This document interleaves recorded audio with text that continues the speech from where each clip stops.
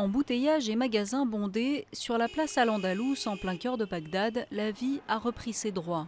Il y a un peu plus de 2 mois, régnait ici un autre chaos. Explosions et sirènes d'ambulance. Le 31 juillet, 2 bombes ont fait au moins 12 victimes dans le quartier. Parmi elles, Hassan, 27 ans. Son frère vit depuis un véritable cauchemar. Ma famille et moi, nous vivons une situation difficile psychologiquement et peut-être que ça nous prendra des années pour en sortir. On a besoin de voir un médecin, mais je ne suis pas sûr que ça marcherait car aujourd'hui, à chaque fois qu'on entend le bruit d'une explosion ou juste le bruit d'un pneu qui explose, nous paniquons et le souvenir de l'incident revient. Comme Allah, nombreux sont les Irakiens qui vivent désormais la peur au ventre. Septembre a été le mois le plus meurtrier depuis 2 ans dans le pays. Et aux abords de la place Al-Andalus, plus personne ne semble se sentir en sécurité. Si les commerçants sont revenus, c'est uniquement parce qu'ils n'ont pas le choix.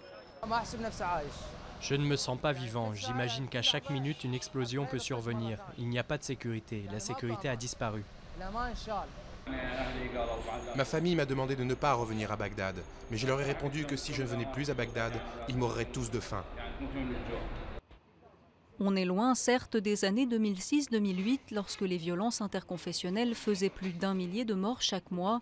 Mais malgré les mesures de sécurité mises en place par le gouvernement, les attentats ont causé, selon les chiffres officiels, la mort de 1800 personnes en 2012.